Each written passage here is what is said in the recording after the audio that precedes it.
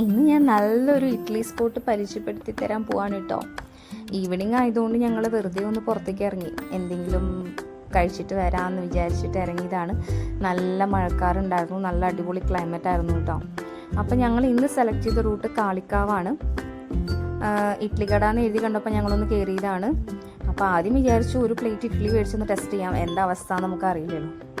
So സംഭവം അടിപൊളിയായിരുന്നു കേട്ടോ. ഇഡ്ഡലിയുടെ കൂടെ ഞങ്ങൾക്ക് കുമ്പളങ്ങ ഇട്ട ചിക്കൻ കറി ഉണ്ടായിരുന്നു, ചട്നി ഉണ്ടായിരുന്നു, സാമ്പാറുണ്ടായിരുന്നു.